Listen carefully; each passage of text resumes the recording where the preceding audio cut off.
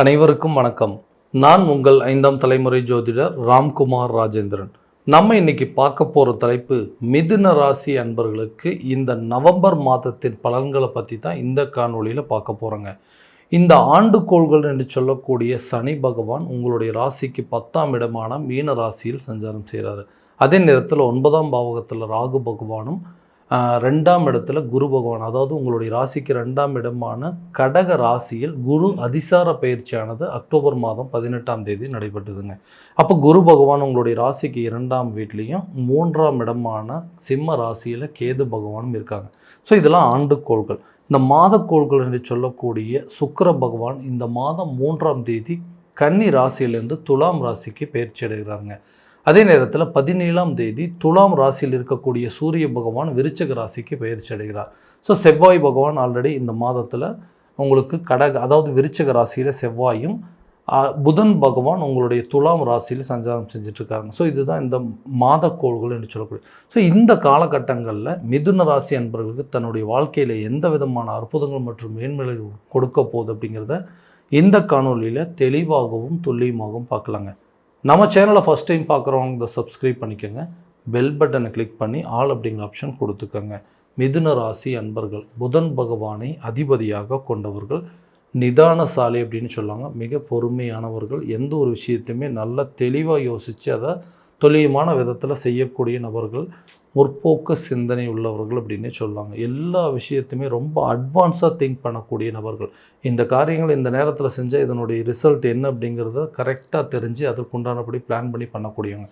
எல்லாத்தையுமே கரெக்டாக தான் பிளான் பண்ணிகிட்ருக்கோம். ஆனால் ஏதோ ஒரு விஷயம் நம்மளுடைய கண்ட்ரோல் மீறி சில காரியங்கள் நடந்துகிட்ருக்கு, நான் நினச்ச விஷயங்கள் எதுவுமே சரியாக நடக்கலை அப்படின்னு யோசிச்சுட்டு இருக்கக்கூடிய இந்த மிதுன ராசிக்காரர்களுக்கு இந்த வரக்கூடிய காலகட்டங்களில் இந்த குரு பகவான் உங்களுடைய ராசிக்கு 2ஆம் இடமான குடும்பம் மற்றும் தனஸ்தானத்தில் சஞ்சாரம் செய்கிறார். ஸோ குருவுடைய பார்வை அப்படின்னு சொல்லும்போது உங்களுடைய ராசிக்கு 6ஆம் இடத்திற்கும், அதே நேரத்தில் 8ஆம் இடம் மற்றும் 10ஆம் இடம் ஆகிய 3 இடங்களுக்கு குருவுடைய பார்வையானது இருக்குங்க. இந்த காலகட்டங்களில் சில முயற்சிகள், தொழில் ரீதியாக எடுக்கக்கூடிய முயற்சிகள், 10ஆம் இடத்துல சனி, கர்மச்சனி என்று சொல்லக்கூடிய காலகட்டங்கள். இந்த காலகட்டங்களில் தொழில் ரீதியாக நல்ல ஒரு முன்னேற்றம் அப்படிங்கிறது இருக்க போதுங்க. நினச்ச துறையில் நினச்ச தொழிலை கரெக்டான நேரத்தில் செய்யக்கூடிய ஒரு காலகட்டங்கள். அந்த தொழிலில் என்னென்ன மாற்றம் பண்ணணுமோ, என்னென்ன முன்னேற்ற ரீதியாக எடுக்கக்கூடிய முயற்சிகள் நல்ல ஒரு பலனை கொடுக்க போகுது. புதிய தொழிலை தொடங்குவதற்கான சூழல் அப்படிங்கிறதும், ஸோ தொழிலை விரிவுபடுத்துவதற்கான சில வாய்ப்புகள், அந்த தொழிலுக்கு தேவையான பண தடைகள் அப்படிங்கிறது உங்களுக்கு கண்டிப்பாக அகல போதுங்க.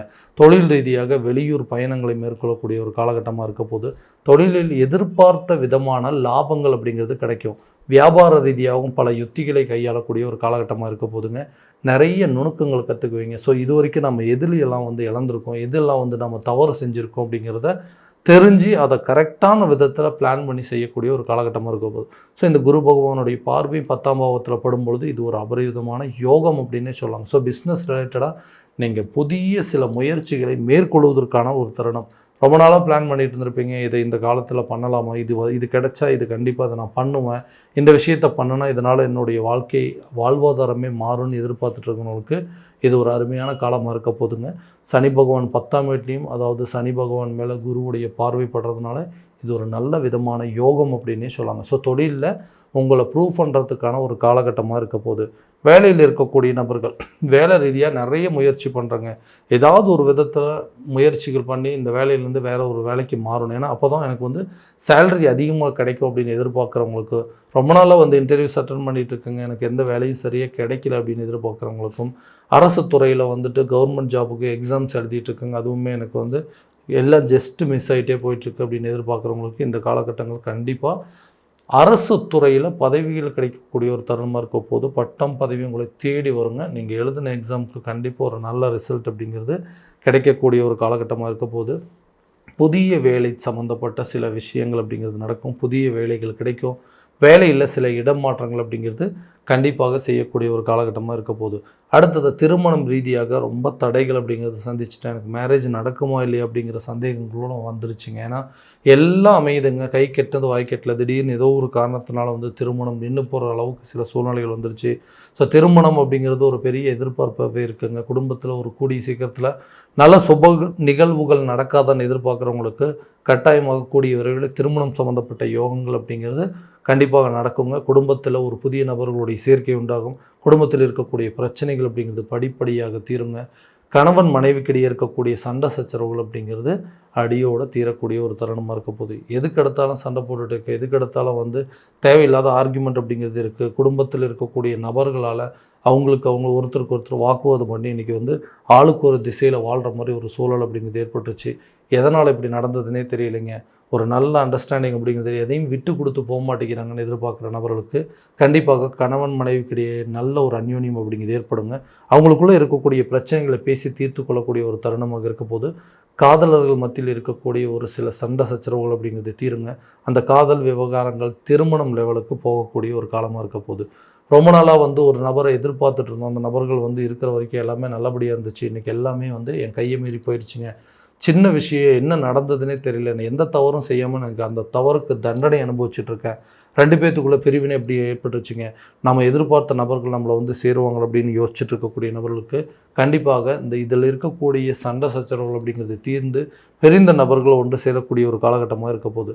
புத்திரர் சம்மந்தப்பட்ட அனுகூலங்கள் இந்த 5ஆம் இடத்துல சுக்கிர பகவான் சஞ்சாரம் செஞ்சுட்டு இருக்கிறனால ரொம்ப நாளாக வந்து குழந்தை பாக்கியம் எதிர்பார்த்துட்டு இருக்கிற நபர்களுக்கு குழந்தை பாக்கியம் அப்படிங்கிறது கண்டிப்பாக ஏற்படுங்க. பூர்வீக சொத்துக்களில் இருக்கக்கூடிய வில்லங்கங்கள் அப்படிங்கிறது தீரும். பூர்வீக சொத்துக்கள் உங்கள் கைக்கு வந்து சேரக்கூடிய ஒரு காலகட்டமாக இருக்க போகுது.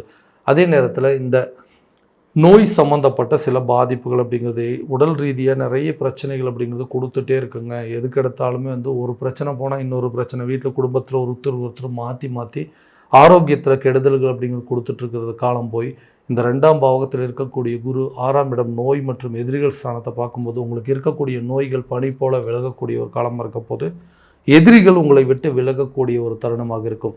புதிய சொத்துக்களை வாங்குவதற்கான முயற்சிகளும் புதிய வீடு கட்டுவதற்கான ஒரு யோகம், வண்டி வாகனங்கள் வாங்குவதற்கான சில அமைப்புகள் அப்படிங்கிறது இந்த காலகட்டங்கள் இருக்கும்.